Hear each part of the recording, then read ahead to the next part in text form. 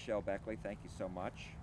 You've been a state lawmaker, and now you want to become the lieutenant governor. Why? And what are your top priorities? Yes, thank you so much. I ran for state office in 2018, flipped a state house seat in 2020. I improved my margin. And then 2021, I got gerrymandered out of everything. So pretty much everything in Denton County that I could run for has been gerrymandered. And I also, being a legislator, see the imbalance of having one party in control for so long. And I do think we do need to start flipping some statewide seats. We're obviously, because of the redistricting, the Senate and the House will be Republican for a while anyways.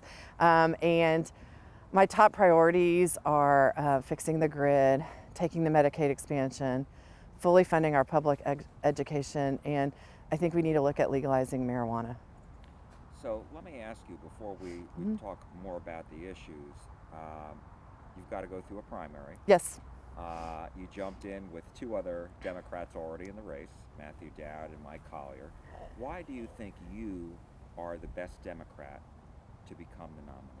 So I've already won 2 elections, so I have a history, and I've also worked in the legislature, so I have more experience than both of those other candidates. And I flipped a hard district. I mean, I'm the first Democrat to represent this district, so I know what it takes to do it. And I've also been outspent 10-1. We know that the Republicans are going to have more money than us. They always do. And I also have the ability to raise what we need to raise to get the message out there. So we're working on it, and we're doing really well so far. So what are your concrete takeaways for Democratic primary voters? You know, I think we need to give people an option, and I'm an elected official, so they have that option on the ballot, and we need to have competitive primaries. I've done my races both ways, without a primary and with a primary. And when I had a primary, I did better in the general because it does make you a stronger candidate. And I'm giving the voters a choice. So they have a choice of a completely different candidate than what is already on the ballot. And you mentioned fact, and obviously you've been a state lawmaker. How do you think that helps you govern? Well, I know the issues. I know the working in the building. I also have a staff that can move with me into the lieutenant governor's office. And so let's talk about some of your priorities. One of the things you mentioned was fix the grid. The state did pass very comprehensive legislation. What do you think was not included that needed to be? Well, there's a $150 loophole that we've already been exposed, and the Democrats brought that up. And you know, there's some loopholes in that bill that are going to keep the grid from being fully fixed. And we need to look at other aspects and do studies on what would be the quickest way to take some of the pressure off the grid, which we didn't do. And I think that the reality is it took 30 years or so for that grid to get where it is. It is going to take time for it to be fixed. But we knew in 2011, we had a big freeze here in North Texas in 2011, and all of the same issues were addressed on that grid. And most of the bills or the issues that came in that were bills were Democratic bills that came up in 2011 that then came up again in 2021. And so that loophole, I recently asked one of the commissioners at the Railroad Commission about this because I remember that state Senate hearing, I covered it. And he said the loophole is a requirement, but it doesn't have to be $150. And he said that that was a proposed rule, and we'll see what comes of it. We'll see what the Railroad Commission comes of it. Should it be that easy for somebody to get out of it, I guess is the question, right? For a natural gas company to get out of being designated critical infrastructure. Yeah, I mean, no, it shouldn't be that. I mean, natural gas companies are critical infrastructure. I mean, I think we have to address that they are. And, you know, the cities that were on the national grid, they didn't have the problems we do because they have different regulation. And so El Paso didn't lose its power.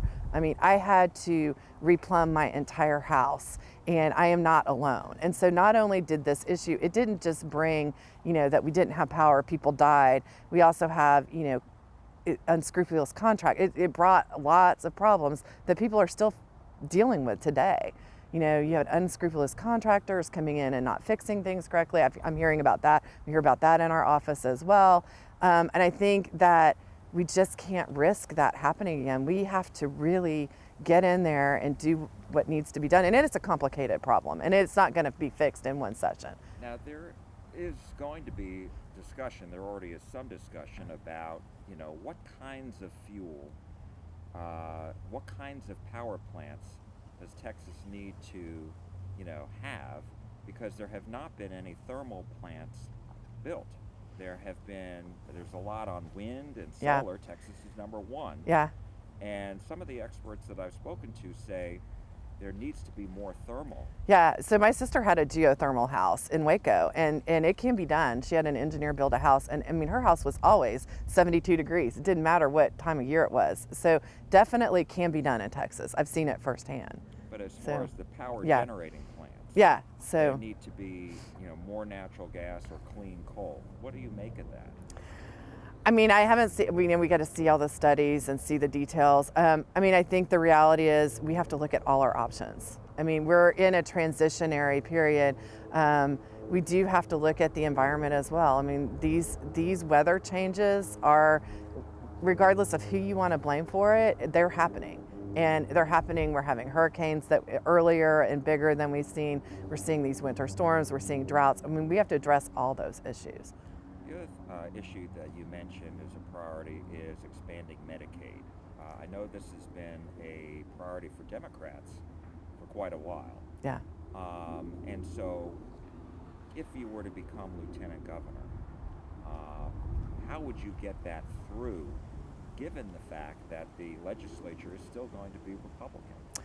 You know, we'll look at what options we can. I mean, obviously, you can't just say, oh, I want to do this and then that's what's going to happen. I mean, you set the tone. This is what we want to do. See what options. Do we want to do it where counties get to opt in? I mean, I have other bills where small businesses can opt in. There's other options than doing just a blanket of it, and see where can you get traction. I mean, the hospitals want the Medicaid expansion. There are organizations that want this, and it has been the governor and the lieutenant governor holding it up. And the rural hospital closures, we have to deal with that. We're still dealing with that. I had to deal with a hospital that almost closed down the street from here during the pandemic. And we had to help them with some of their issues that they were having financially at the early on the pandemic. And so it's not just rural hospitals that are struggling with not taking the Medicaid expansion. And so, though it is a rural problem, as it seems to hit them harder, they're closing there. But there are, suburban hospitals that are also struggling. The Republicans have said historically that they worry that while the federal government will cover 90%, that 10% still adds up. So why do you believe that's wrong? I mean, I think the reality is we're leaving our federal tax dollars on the table, and other states are taking it. I mean, California and New York are taking taxpayers' dollars that should be retained in Texas. And 90% for every 10% you put in, I mean, anybody would do. I mean, that is a pretty low hanging fruit for that. And the thing is, I think I've also seen where we actually end up better depending on how, because we do subsidize, there are subsidies that are happening. So when you look at the big picture, I don't think it is 10%. I think that number may not be 100% accurate. And you also mentioned fully funding education. Yeah. What do you mean by that? Well, so for example, I graduated high school in 1988. I'm going to tell everybody how old I am. You can do the math there. But at that time, Democrats were in control of Texas, and education was funded at about 67%. The state provided 67% of the education budget. We were down to 37%. We got it up to 47%-ish, or it depends on I think 47, in the 2019 legislative session. But we were just beginning to get there. I mean, we have got to keep getting, our teachers are still paid at the lower end of the spectrum.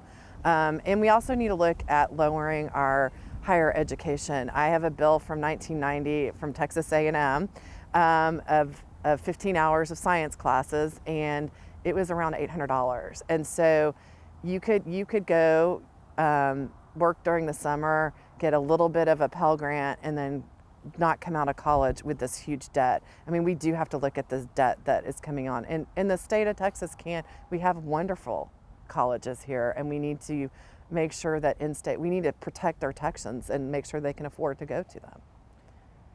The other item that you mentioned as a priority was legalizing marijuana.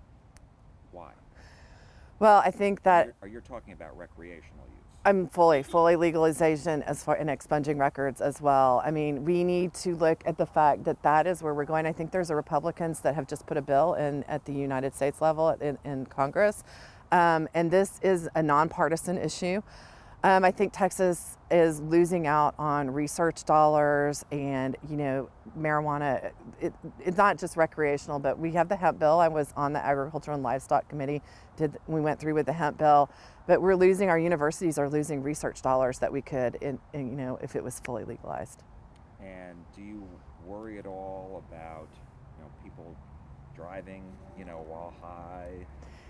That kind of thing. I think that's already happening. I think we have to deal with the fact that that is already happening, and I'm pretty sure that most people will know that cannabis is here. I mean, it's not like it's not here already. I mean, and yes, I mean, we want to make sure we do it correctly. So that would be what we would debate the issues and look at the other states who've done it correctly and what hasn't worked. And that's the benefit of coming in a little bit later. What do you make of the situation at the border right now and what the state is doing, spending billions to deal with this? So I've traveled to the RGV area, and I've seen where the fake wall is falling into the Rio Grande Valley. I mean, that's in a lawsuit, and I've seen what that has done and the environmental impact that could possibly have. The United States, we do have an immigration, we need comprehensive immigration reform, and that needs to start at the federal level. I mean, this is a federal level problem, and I don't know that what we're having is doing any good there either. We do need to look at our inland ports and making sure they're functioning properly. A lot of contraband comes through these ports, and if we beef those up, that would be a better way to go. And making sure, and it would help commerce as well, because we can get it going faster. Do you think that the federal government is doing enough at the border right in Texas? I think there's always room for improvement. What do you think needs to be done? What could they be doing a better job with? That is not something that, I think we need to look at it and go to the root of the problem and start at baselines.